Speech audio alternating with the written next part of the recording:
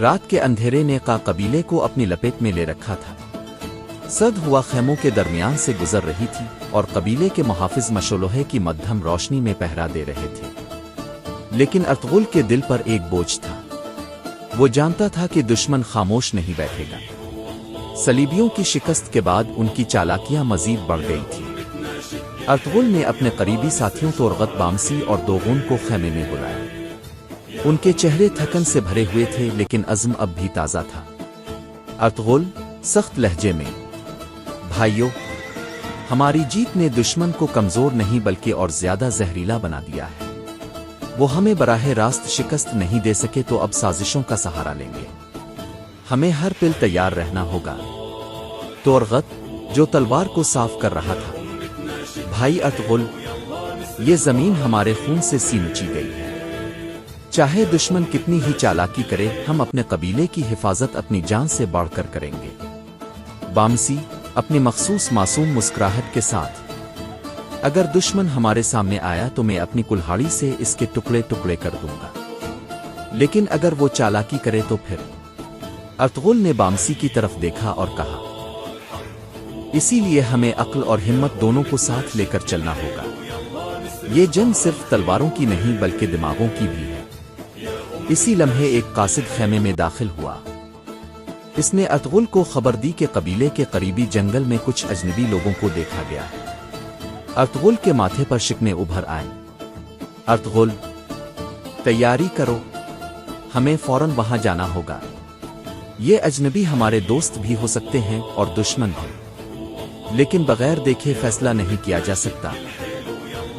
رات کی تاریکی میں مشعلیں کی روشنی کے ساتھ ارطغرل اور اس کے ساتھی جنگل کی طرف روانہ ہوئے۔ سردی کی شدت بڑھ رہی تھی اور ہر طرف خاموشی طاری تھی، لیکن ہر خاموشی کے پیچھے ایک خطرہ چھپا ہوتا ہے۔ طورغت نے ارطغرل سے کہا: بھائی، مجھے لگتا ہے یہ صلیبیوں کی نئی چال ہے۔ وہ ہمیں قبیلے سے دور لے جانا چاہتے ہیں۔ ارطغرل نے جواب دیا: ہو سکتا ہے، لیکن اگر یہ کسی کمزور قبیلے کے مسافر ہوں تو ہمیں ان کی مدد بھی کرنی ہوگی۔ ہمارا فرض ہے کہ ہم انصاف کریں، چاہے دشمن ہو یا دوست۔ چند گھنٹوں کے سفر کے بعد وہ ایک ویران جگہ پر پہنچے۔ وہاں آگ جل رہی تھی اور 3 اجنبی لوگ بیٹھے ہوئے تھے۔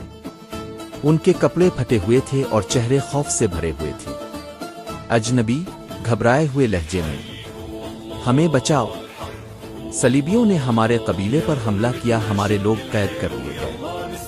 ہم کسی طرح بچ نکلے لیکن باقی سب گرفتار ہو گئے۔ ارطغرل نے اپنی آنکھوں میں گہری نظر ڈالی۔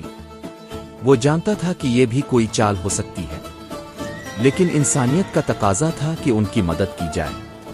ارطغرل پرعزم لہجے میں: اگر یہ سچ ہے تو ہم ان بے گناہوں کو آزاد کرائیں گے، لیکن اگر یہ جھوٹ ہوا تو یاد رکھو، ارطغرل کبھی دھوکے باز کو معاف نہیں کرتا۔ دوسری طرف صلیبی قلعے میں دشمن اپنی نئی سازش کی تیاری کر رہے تھے۔ ان کا سردار پیتروس اپنے سپاہیوں سے کہہ رہا تھا: ارطغرل تلوار سے جیت سکتا ہے لیکن ہم اسے دھوکے سے شکست دیں گے۔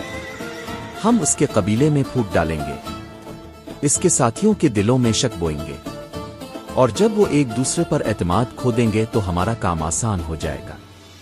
ان کے پاس ایک نیا منصوبہ تھا۔ وہ ارطغرل کے قریبی ساتھیوں کو نشانہ بنانے والے تھے، خاص طور پر طورغت، جو ارطغرل کا سب سے پرانا اور وفادار ساتھی تھا۔ قبیلے میں بے چینی۔